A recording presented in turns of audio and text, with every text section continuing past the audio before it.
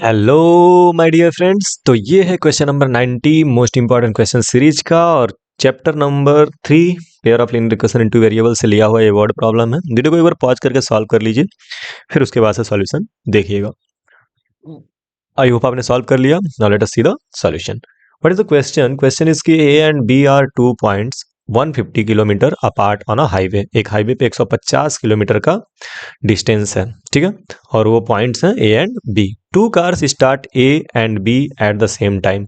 दो कार हैं और एक ए से और एक बी से स्टार्ट करता है एक समय पे, ठीक है। If they move in the same direction, अगर वो सेम डायरेक्शन में मूव करते हैं, दे मीट इन 50 आवर्स, तो वो क्या करेंगे? 50 आवर्स में मीट करेंगे। 15 आवर्स।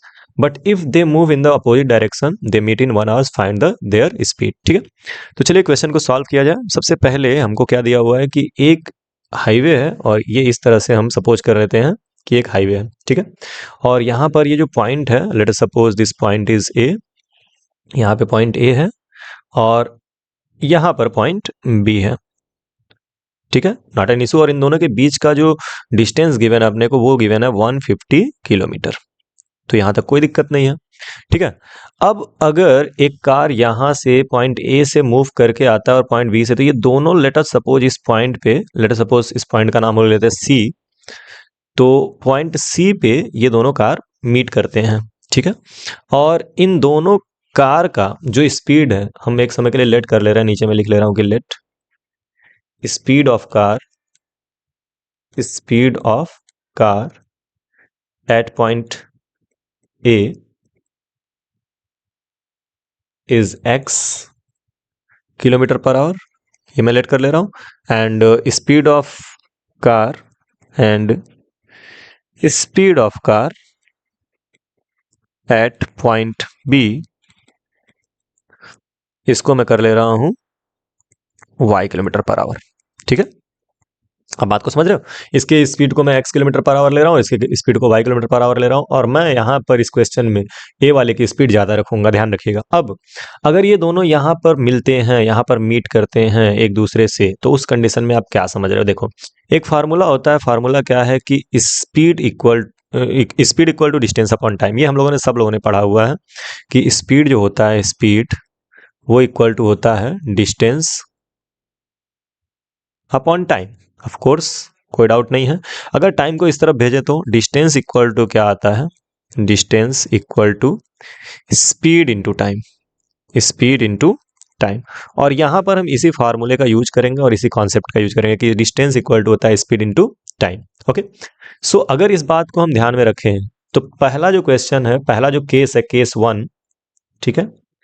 केस 1 में क्या हो रहा है कि two cars A and B at the same time, if they move in the same direction, they meet in 15 hours. अगर वो दोनों सेम डायरेक्शन में जाते हैं, तो सेम डायरेक्शन का मतलब हो गया कि एक ही दिशा में मैं इस तरफ लेके चल रहा हूं, ठीक है। तो अगर ये सेम डायरेक्शन में जाते हैं तो लेट अस सपोज ये यहाँ पे मीट करते हैं डी पॉइंट पे। समझ रहे हो आप? मतलब कार ए या कार जो है पॉइंट ए पर जो है वो भी इस डायरेक्शन में जाएगा और कार बी वाला भी जो है वो इस डायरेक्शन में जाएगा। तो इन दैट केस हम बोलेंगे कि सेम डायरेक्शन में जा रहे हैं और तब जाके वो डी पे मिलते हैं। अब एक सवाल ये है कि टोटल टाइम ए को डी तक जाने में कितना लगा? 15 आवर्स। और बी को भी डी तक जाने में कितना लगा? तो 15 आवर्स, क्योंकि डी पे वो दोनों मीट कर गए। समझ रहे हो? इससे ये भी समझ में आता है कि ए वाले कार का स्पीड जो है वो ज्यादा है और बी वाला कार थोड़ा धीरे चल रहा है, एंड दैट इज वाई ए जो है उसको बैकअप करके पहुंच जा रहा है उसके पास डी पे। यहाँ तक क्लियर है? अब क्वेश्चन मेरा ये है कि what is the distance AD. तो एडी जो होगा, एडी वो इक्वल टू क्या हो जाएगा? वो इक्वल टू हो जाएगा स्पीड। स्पीड है कितनी? x किलोमीटर पर आवर और इनटू टाइम कितना है? 15, यानी कि ये हो जाएगा 15x। ये बात समझ में आएगी? नहीं आई? ए से डी तक का डिस्टेंस, ए से डी तक का डिस्टेंस एडी लिखा और वो हो जाएगा distance equal to speed into time. Speed कितनी है उस कार की, ये वाले कार की? x। और टाइम कितना लगा रहा है? 15 आवर्स, ठीक है। दोनों ही 15 आवर्स लगा रहे हैं। दूसरी चीज, अगर बी वाले पॉइंट से जो कार निकला है तो वो कितना कवर करेगा? bd। तो ये हो जाएगा bd और ये equal to y into what is the time? 15। मतलब बी वाले कार का स्पीड जो है वो y है, लेकिन टाइम तो उतना ही लग रहा है डी तक पहुंचने में, 15। तो ये हो जाएगा 15y। ये दोनों किलोमीटर में रहेंगे। 15x और 15y जो है वो किलोमीटर में रहेंगे, क्योंकि किलोमीटर पर आवर है, तो उस हिसाब से किलोमीटर में रहेंगे। ओके, अब एक चीज जो मैं लिख रहा हूं वो जरा समझना, देखना समझ में आ रहा है कि नहीं। अगर मैं ए डी में से ये बी डी निकाल दूं तो ए बी बचेगा। ठीक है, तो मैं ये लिख सकता हूं कि A D minus B D is equal to क्या है, ए बी। ये आप समझ लीजिए, मैं ए डी में से अगर ए बी माइनस कर दूं, नहीं नहीं सॉरी, ए डी में से बी डी माइनस कर दूं तो ए बी बचेगा ऑफ कोर्स।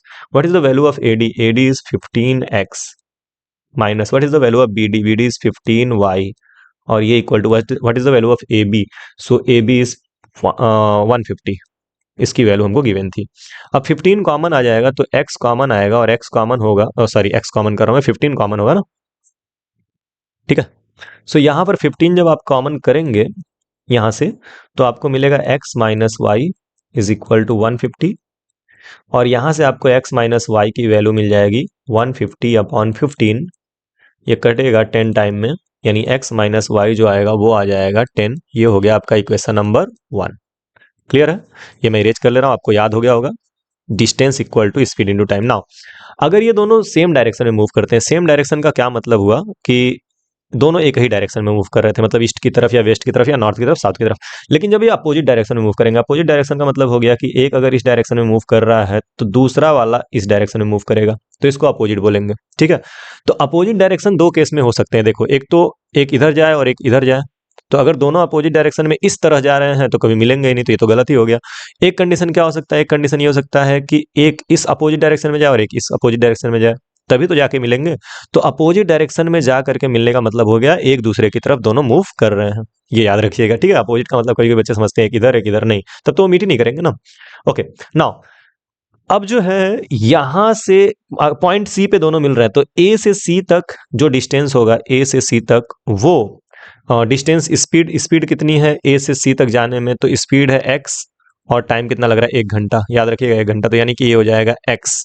और बी से सी जाने में कितना लग रहा है? तो बी से सी जाने में आपको लग रहा है वाई किलोमीटर पर आवर के स्पीड से, और टाइम लग रहा है 1, तो ये हो जाएगा वाई।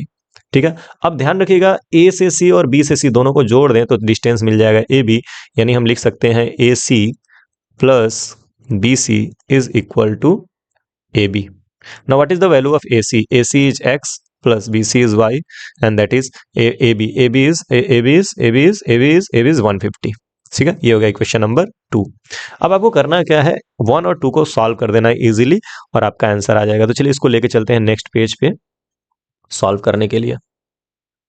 इसको रख लेते हैं, ये इक्वेशन 1 है, और इक्वेशन 2 को भी लेके चला जाए। ओके, ये इक्वेशन नंबर 2 है। तो अब एक काम करते हैं ना, इक्वेशन 1 और 2 इन दोनों को ऐड कर देते हैं। तो जब ऐड करोगे आप तो ध्यान से देखो, ये x और x क्या हो जाएगा? 2x, और y से y विल गेट कैंसिल, और 10 और 150 ये हो जाएगा वो 160, यानी x की वैल्यू आ जाएगी 160/2, that is 80 kilometre per our. ठीक है, 18 नहीं सॉरी 80 किलोमीटर पर आवर, यानी x की वैल्यू आ गई 80 किलोमीटर पर आवर। और इस x की वैल्यू को आप 2 में रख दीजिए, तो put x equal to 80 in equation number 2। तो जब 2 में पुट करोगे तो 80 plus y is equal to आ जाएगा 150, यानी y की वैल्यू आ जाएगी 150 माइनस 80, यानी कि 170। जी 70 आ रहा है। ठीक है, तो ये आ जा रहा है आपका कहाँ गया, y equal to 70 kilometre per hour. ये स्पीड हो गई सेकंड कार की। तो पॉइंट ए से जो कार मूव कर रही है उसकी स्पीड 80 किलोमीटर पर आवर, और पॉइंट बी से जो कार मूव कर रही है वो है 70 किलोमीटर पर आवर। तो ये तो हो गया आपका एक मेथड। आप चाहे तो स्क्रीनशॉट ले सकते हैं, नोट्स बना सकते हैं। चलिए यहाँ पे भी मैं इरेज करूंगा। दूसरा मेथड क्या हो सकता है इस क्वेश्चन को सॉल्व करने का, जरा मैं ये इरेज कर रहा हूँ। दूसरा एक और मेथड मैं आपको बताना चाहूंगा, जरा ध्यान दीजिएगा। बड़ा आसान सा मेथड होता है रिलेटिव स्पीड की बात जब हम करते हैं। ठीक है, ध्यान रखिएगा, अगर दो ऑब्जेक्ट है, एक की स्पीड जो है वो x किलोमीटर पर आवर है, ये भी मेथड भी जान लीजिए, जरूरी है जानना। ठीक है, एक की speed x kilometre per our है, और दूसरे की स्पीड जो है वो y किलोमीटर पर आवर है। ठीक है, y किलोमीटर पर आवर। तो अगर ये दोनों एक ही डायरेक्शन में जा रहे हैं ना, एक ही डायरेक्शन में, तो इनका रिलेटिव स्पीड होता है x minus Y kilometre per hour. Relative speed आप फिजिक्स में पढ़े होंगे। अगर आप ये समझ पाते हैं तो ठीक है, अदरवाइज पहले मेथड से करिएगा। फिलहाल कोशिश करिए इसको भी समझने की। रिलेटिव स्पीड का मतलब ये होता है कि x जो है उसका स्पीड y के कंपेयर में कितना है, तो ये हो जाएगा x minus Y kilometre per hour, अगर ये सेम डायरेक्शन में जा रहे हैं तब। और अगर ये अपोजिट डायरेक्शन में आ रहे हैं, जैसे ट्रेन आती हैं कभी कभी अपोजिट डायरेक्शन में, तो ये अगर x किलोमीटर पर आवर है और ये y किलोमीटर पर आवर है, तो इन दोनों का जो अपोजिट में स्पीड होगा, रिलेटिव स्पीड, वो हो जाएगा x plus Y kilometre per hour. और इसका सबसे सिंपल एग्जांपल, जब आप ट्रेन में जाते हो तो जब एक ट्रेन इधर से जा रही होती है, दूसरी भी ट्रेन इधर से जा रही होती है, तो उनको पार करने में काफ़ी टाइम लगता है, बिकॉज दोनों के दोनों जो हैं वो सेम डायरेक्शन में, तो उनका स्पीड जो है माइनस हो जाता है। लेकिन अगर एक ट्रेन इधर जा रही है और दूसरी ट्रेन इधर आ रही है, तो सन्न से पार हो जाते हैं एक दूसरे को। क्यों? क्योंकि दोनों का जो रिलेटिव स्पीड होता है वो बढ़ जाता है, एक्स प्लस वाई हो जाता है। क्लियर है? तो उस कॉन्सेप्ट का यूज करके अगर यहाँ पर हम काम करें तो जरा ध्यान दीजिए कैसे होगा। देखिए, सबसे पहले केस 1 की बात कर रहे हैं, जब वो सेम डायरेक्शन में जा रहे हैं। जब वो सेम डायरेक्शन में जा रहे हैं तो ए से डी जाने में जो स्पीड है वो एक्स है, और बी से डी जाने में जो स्पीड है वो वाई है। मैंने तुरंत माइनस कर दिया क्योंकि डायरेक्शन जो था वो सेम था। सेम डायरेक्शन में रिलेटिव स्पीड एक्स की या ए वाले की वो वाई को माइनस करने पे आएगी, तो एक्स माइनस वाई हो गया। अब ये X minus Y relative speed हो गया। कितना एक्स्ट्रा डिस्टेंस इसने कवर किया, तो वो हो गया बी डी के इक्वल। ठीक है? Extra distance, sorry, common distance जो था वो बी से डी था। ठीक है? यानी ये जो ए से बी जो है ना, वो एक्स ने कवर किया है अकेले, ए से बी का डिस्टेंस। बाकी बी से डी का स्पीड जो डिस्टेंस है, सॉरी, ए से बी का जो डिस्टेंस है वो सिर्फ और सिर्फ ए वाले कार ने x किलोमीटर पर आवर के डिस्टेंस स्पीड से कवर किया है। जो b से d का डिस्टेंस है ये दोनों ने कवर किया, तो इसको छोड़ देंगे, माइनस कर रहे हैं ना, तो इसको छोड़ देंगे, यानी यहां से यहां तक का डिस्टेंस कितना हो गया 150, और टाइम कितना लगा 15। समझ में आया? तो डिस्टेंस अपॉन टाइम, ये स्पीड हो गया, ये रिलेटिव स्पीड हो गया इन दोनों का, और ये x माइनस वाई के इक्वल आएगा, यानी x माइनस वाई की वैल्यू सीधे सीधे हो जाएगी 10। ये हो गया इक्वेशन नंबर 1। एक बार और समझते, ध्यान दीजिए। देखिए, रिलेटिव स्पीड जो होता है वो होता है x माइनस वाई। तो इस a वाले का स्पीड जो था वो x था और b वाले का स्पीड जो था वो y था।